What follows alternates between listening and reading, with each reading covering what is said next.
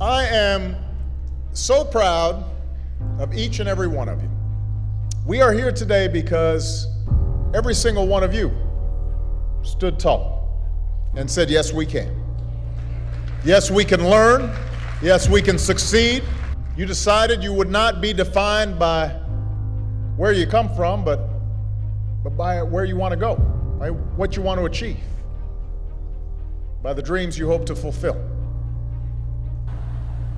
For we gather here tonight in times when the very foundations of our lives, the old order has been shaken. The old ideas and institutions have crumbled, and a new generation is called upon to remake the world.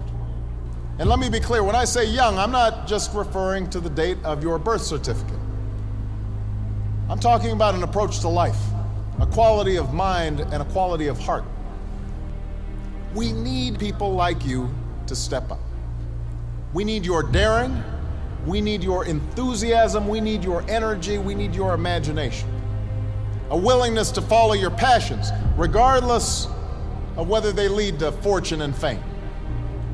A willingness to question conventional wisdom and rethink old dogmas. A lack of regard for all the traditional markers of status and prestige. And a commitment instead to doing what's meaningful to you, what helps others, what makes a difference in this world. We're engaged in 2 wars and a struggle against terrorism. The threats of climate change, nuclear proliferation, and pandemic defy national boundaries and easy solutions. For many of you, these challenges are also felt in more personal terms. Perhaps you're still looking for a job. You're struggling to figure out what career path makes sense. Now, in the face of these challenges, it may be tempting to fall back on the formulas for success that have been peddled so frequently in recent years. It goes something like this. We too often let the external, the material things serve as indicators that we're doing well, even though something inside us tells us that we're not doing our best, that we're avoiding that which is hard but also necessary, that we're shrinking from rather than rising to the challenges of the age. And the thing is, in this new hyper-competitive age, none of us can afford to be complacent. That's true whatever profession you choose. Professors might earn the distinction of tenure, but that doesn't guarantee that they'll keep putting in the long hours and late nights and have the passion and the drive to be great educators. The same principle is true in your personal life. Being a parent is not just a matter of paying the bills, doing the bare minimum. It's not just bringing a child into the world that matters, but the acts of love and sacrifice it takes to raise and educate that child and give them opportunity.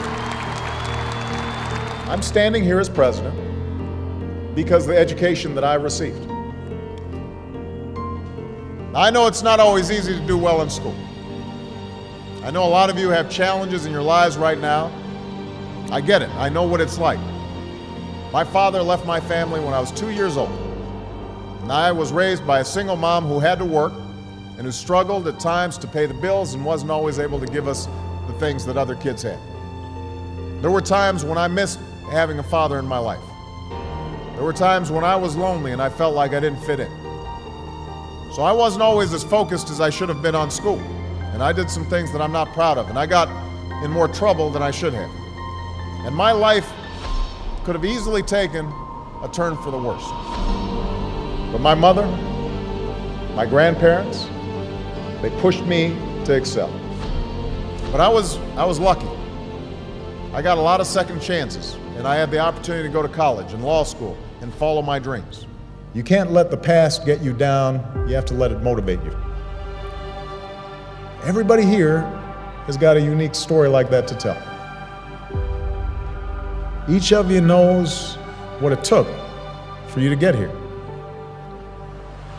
But in reaching this milestone, there's a common lesson shared by every graduate in this hall. It's not where you are or what you are. It's who you are. Because life will throw some things at you. Truth is, not a single one of the graduates here today has had as easy. Not a single one of you had anything handed to you on a silver platter.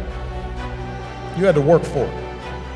You had to earn it. Most of all, you had to believe in yourselves. Yes, you've always been underdogs. Nobody's handed you a thing. But that also means that whatever you accomplish in your life, you will have earned it. Whatever rewards and joys you reap, you'll appreciate them that much more because they will have come through your own sweat and tears, products of your own effort and your own talents. You've shown more grit and determination in your childhoods than a lot of adults ever will. That's who you are. We need everyone to broaden their ideas about what is possible. We need parents, politicians, and the media to see how success is possible, how success is happening every day. So that's why I came here today. Because if success can happen here, you have everything you need to get started. You've got no excuses. You have no excuses not to change the world. Did you study business? Go start a company. Or why not help a struggling non-for-profit find better, more effective ways to serve folks in need? You study nursing? Go. Understaffed clinics and hospitals across this country are desperate for your help. You study education? Teach in a high-need school where the kids really need you. Give a chance to kids who can't get everything they need maybe in their neighborhood, maybe not even in their home, but we can't afford to give up on them. Prepare them to compete for any job anywhere in the world. You study engineering? Help us lead a green revolution, developing new sources of clean energy that will power our economy and preserve our planet. Find somebody to be successful for. Raise their hopes. Rise to their needs. That's what's made a difference in our lives, and it's going to make an even greater difference in your lives. Not just for your own success, because we live in a new world now. The hard road does not end here. Your journey has just begun.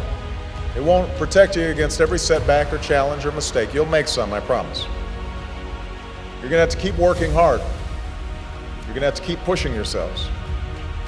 And you'll find yourself sometime in situations where folks have had an easier time. They're a little bit ahead of you, and you're going to have to work harder than them. And you may be frustrated by that. You may have setbacks and you may have failures, but you're not done. You're not even getting started. And if you ever forget that, just look to history. Colonel Sanders didn't open up his first Kentucky Fried Chicken until he was in his 60s. Winston Churchill was dismissed as little more than a has-been who enjoyed scotch a little bit too much before he took over as Prime Minister and saw Great Britain through its finest hour. When you read a great story or you learn about an important moment in history, it helps you imagine what it would be like to walk in somebody else's shoes, to know their struggles. Each of them, at one point in their life, didn't have any title or much status to speak of, but they had passion, a commitment to following that passion wherever it would lead, and to working hard every step along the way. But if you do push yourselves, if you build on what you've already accomplished here, then I couldn't be more confident about your futures. I'm hopeful and I'm excited about what all of you can achieve. And I know that armed with the skills and experience and the love that you've gained, you're ready to make your mark on the world. So thank you. Thanks for inspiring me. I know starting your careers in troubled times is a challenge, but it is also a privilege. Because it's moments like these that force us to try harder and dig deeper and to discover gifts we never knew we had, to find the greatness that lies within each of us. So don't ever shy away from that endeavor. I can promise that you will be the better for that continued effort. Congratulations.